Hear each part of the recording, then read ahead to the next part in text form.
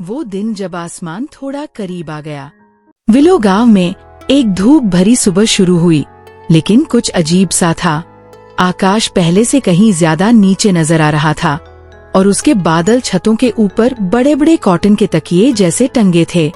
8 साल की जिज्ञासु लड़की उर्वा, जिसके हाथ में हमेशा एक छोटा सा नोटबुक रहता था, ने ये बदलाव तुरंत महसूस किया। वह बाहर निकली और ऐसा लगा जैसे वह हाथ बढ़ाकर बादलों को छू सकती है। हवा में हल्की बारिश की खुशबू थी, जबकि सूरज पूरी ताकत से चमक रहा था। घास के मैदान से गुजरते हुए उर्वा ने कुछ आसमान से धीरे धीरे गिरते देखा। ये एक पंख था, नीला, उसके बाद जितना लंबा, और सूरज की रोशनी में धीरे धीरे चमक रहा था। ऐसा लग रहा था जैसे यह पृथ्वी के किसी पक्षी का नहीं था। उर्वा ने उसे हाथों में घुमाया, सोचते हुए कि ऐसा कौन सा जीव होगा जिसने इसे इतनी ऊंचाई से गिराया। नीचे से अब इतने करीब दिखाई देने वाले बादल कुछ और ही रहस्यमय चीज छुपा रहे थे। उर्वा को अपने दादाजी की पुरानी कहानियां याद आईं। वे एक महान प्राणी के बारे में थी, जिसे ग्रेट स्काई बर्ड कहते थे। वो मौसम की रखवाली करता और मौसम के संतुलन का संरक्षक था।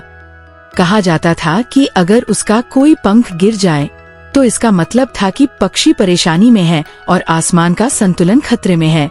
उर्वा ने ठान लिया, इतनी नजदीक दिख रही बादलें सिर्फ एक ही चीज का मतलब हो सकती थी।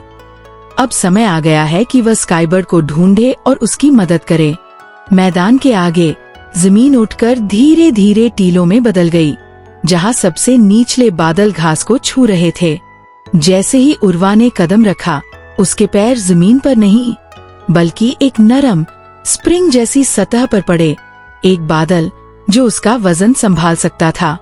हर कदम के साथ वह आसमान में और ऊपर चली गई।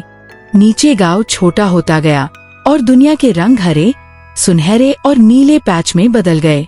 रास्ते में उसने अजीब दृश्य देखे। एक इंद्रधनुष नदी की तरह बह रहा था। बादल के किनारों पर कोहरे की चादर ओढ़े बकरियां चर रही थीं, और हवा के सुरंग ऐसे गूंज रहे थे जैसे बड़े बांसुरी बज रहे हों। ऊपर बहुत ऊंचाई पर बादल खुलकर एक विशाल घोंसले को दिखा रहे थे, जो चांदी की डालियों और सुनहरी भूसी से बुना हुआ था। उसके केंद्र में ग्रेट स्काई बर्ड पड़ा था। उसके पंख काले कांटेदार बेलों में उलझे हुए थे, जिनसे छोटे छोटे बिजली के झोंके निकल रहे थे। पक्षी की बड़ी आंखों में थकान थी और उसके पंख बेलों के वजन से मुरझा चुके थे।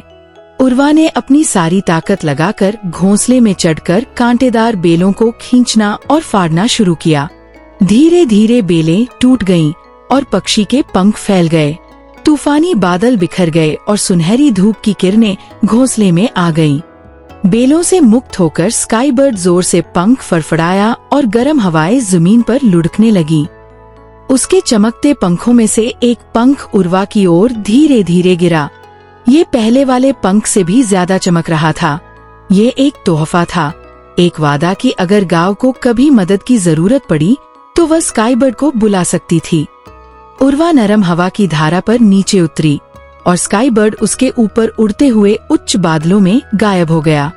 गांव ने उसे आश्चर्य से देखा और हल्की बारिश शुरू हो गई, जो खेतों को सींच रही थी और हवा में ताजी मिट्टी की खुशबू भर रही थी।